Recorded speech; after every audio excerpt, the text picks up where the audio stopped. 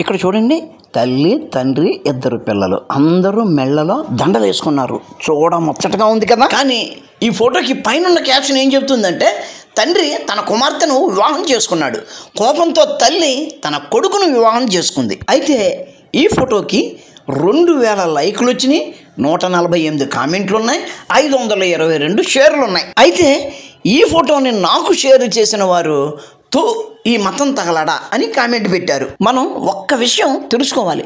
ఒక 50-60 ఏళ్ల క్రితం ప్రతి ఇంట్లో కూడా 5-6 పిల్లలు ఉండేవారు.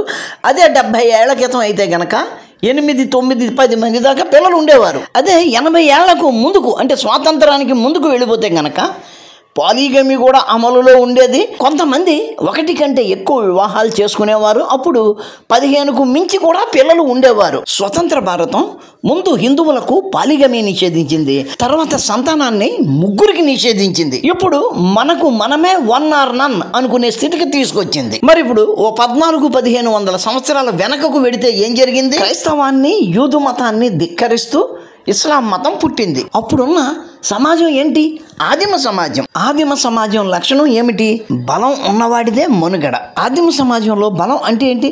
సంఖ్యాబలమే కదా.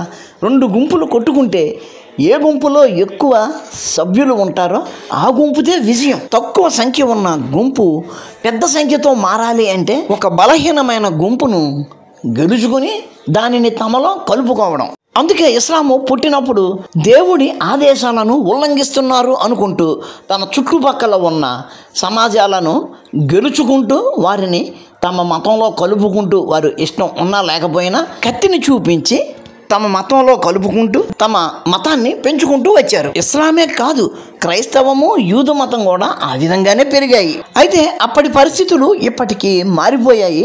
క్రైస్తవం వచ్చి మత ప్రచారం ద్వారా మత విస్తరణను చేసుకుంటూ ఉంటే ఇస్లాం మాత్రం వేరే విధానాలను అనుసరిస్తుంది. అందులో అధిక సంతానం ఒకటి. మత సాంద్రత పెరగాలి అంటే ఎక్కువ మంది పిల్లలను కనాలి. కాబట్టి ఇస్లాంలో ప్రతి స్త్రీ కూడా తనకు వీలైనంత మంది ఎక్కువ మంది పిల్లలను కనాలి. అదే ఒక వ్యక్తి 2 వివాహాలు చేసుకుంటే ఆ పిల్లల సంఖ్య డబల్ అవుతుంది. 3 వివాహాలు అయితే 3 రెట్లు పెరుగుతుంది. కాబట్టి అక్కడ పాలిగమి ప్రోత్సహించబడుతుంది. అక్కడ నియమం ఏంటి? నీవు ఎట్టి పరిస్థితులను ఎదుర్కొంటున్నా సరే పిల్లల్ని కనాలి, నీ మతాన్ని బలోపేతం చెయ్యాలి.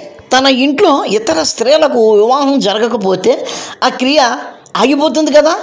ఆ క్రియ కొనసాగాలి అంటే ఏదో విధంగా వాళ్ళకు పిల్లల్ని కనేలా చేయాలి. కాబట్టి తన ఇంట్లో తన ఎదురుగా ఉన్న కూతురికి పెళ్లి కావట్లేదు కాబట్టి ఆయన తన కూతుర్ని పెళ్లి చేసుకున్నాడు. అందులో తప్పు లేదు. ఎందుకంటే మరి 10 మంది పిల్లల కంటే ఆ మతం మరింత విస్తరిస్తుంది. కాబట్టి అది మతం మీద ఉన్న భక్తే కానీ కామ కోరికలు కారణం కాదు. నా ఉద్దేశంలో అతని భార్య కూడా అదే కారణంతో తన కుమారుణ్ణి పెళ్లి చేసుకుని ఉంటుంది అని అనుకుంటున్నాను.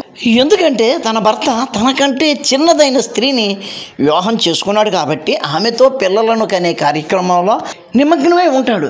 అందువలన తనకు పిల్లలు కనే అవకాశము, తన మతాన్ని వ్యాప్తి చేసుకునే అవకాశము లభించకపోవచ్చు. కాబట్టి తను కూడా తనకంటే చిన్నవాడైనప్పటికీ తన కుమారుణ్ణి పెళ్లి చేసుకుంది. ఆ విధంగా తన మతాన్ని వ్యాప్తి చేయడంలో తన వంతు పాత్ర పోషించింది. మీరు భారత ప్రభుత్వం సౌజన్యంతో పాలిగమి నేరము, అది పాపము, తప్పు అనే అభిప్రాయంలో ఉన్నారు కాబట్టి ఈ 2 వివాహాలు మీకు తప్పుగా కనబడవచ్చు. మీ ధర్మంలో తల్లి తండ్రి దైవంతో సమానము, వారు పరమ పూజ్యులు, వారిని అత్యంత భక్తి శ్రద్ధలతో పూజించాలి వంటి వాక్యాలను మీకు చిన్నప్పటి నుంచి నేర్పారు కాబట్టి, అది మీ రక్తంలో కలిపారు కాబట్టి ఆ 2 వివాహాలు మీ కంటికి దోషభూయిష్టమైనవిగా కనిపించి ఉండవచ్చు.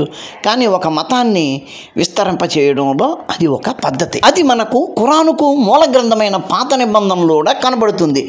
లోతు అనే వ్యక్తి తప్పని పరిస్థితుల్లో తన 2 కూతుళ్ళతో కూడా కాపురం చేసి 2 బిడ్డలను కంటే దేవుడు ఆ బిడ్డలను ఆశీర్వదించాడు.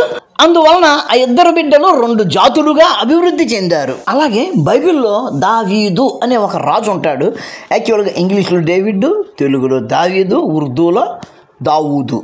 అంటే ఆ రాజు ఎంత ప్రముఖమైన వాడో అర్థమవుతుంది కదా. మనం రోడ్డు మీదకి వెడితే చాలు డేవిడ్లు, దావీదులు, దావూదులు కనబడుతుంటారు. దావీదు ఇబ్రహీం పేరు విన్నారుగా. ఈ దావీదు రాజు వృద్ధాప్యంలో ఉన్నప్పుడు చాలా బలహీనపడి వణుకుతూ చలికి తట్టుకోలేకుండా ఉంటాడు. అతడికి వెచ్చదనం కోసం ఒక యువతిని తీసుకురమ్మని సలహా ఇస్తారు. అప్పుడు సునేము దేశానికి చెందిన అభిషాగ్ అనే అందమైన యువతని దావీదు వద్దకు తీసుకువచ్చి అతని పక్కన పడుకోబెడతారు. ఆమె అతడిని గట్టిగా కౌగిలించుకుని పడుకుని అతనిని వెచ్చగా ఉంచుతుంది. ఆమె తన తండ్రి కౌగిట స్త్రీ కాబట్టి ఆయన కొడుకులకు ఆమె సవతి తల్లితో సమానం, సవతి తల్లే. ఈ అభిషాగ్ను తమ సొంతం చేసుకోవడం కోసం దావీదు 4వ భార్య హగ్లీతు కొడుకైనటువంటి అదోనియా, దావీదు 2వ భార్య అయిన బత్షెబా కుమారుడైనటువంటి సొలొమోను ఇద్దరు కొట్టుకుంటారు. అంటే ఆ సమాజం లెక్కల ప్రకారం తండ్రి ఉపపత్నులతో కొడుకులు కాపురం చేయడం అన్నది ఆక్షేపణీయం కాదు అని తెలుస్తుంది. కానీ ఇప్పటి సమాజ రీతులకు అది విచిత్రంగా కనబడుతుంది. దానికి మనమేమీ చేయలేం. అది ఆ సమాజపు రీతే కదా అని దానిని మన సమాజంలో మీరు ఆలోచించకండి, ఊహించకండి. ఎవరి ఆచార వ్యవహారాలు వారి ఆచార వ్యవహారాలతో మనకు సంబంధం లేదు సుమా. మిత్రులారా, వీడియో నచ్చితే లైక్ చేయండి, షేర్ చేయండి. నచ్చినా నచ్చకపోయినా ఆ విషయం తెలియజేస్తూ ఒక కామెంట్ పెట్టండి. నచ్చితే కనుక ఈ వీడియోని మీ అనేక గ్రూపుల్లో షేర్ చేయండి. తద్వారా ఈ వీడియో మరింత మంది దృష్టిలోకి వెడుతుంది. ఉంటాను. నమస్కారం. మతోన్మాదంపై రామబాణం.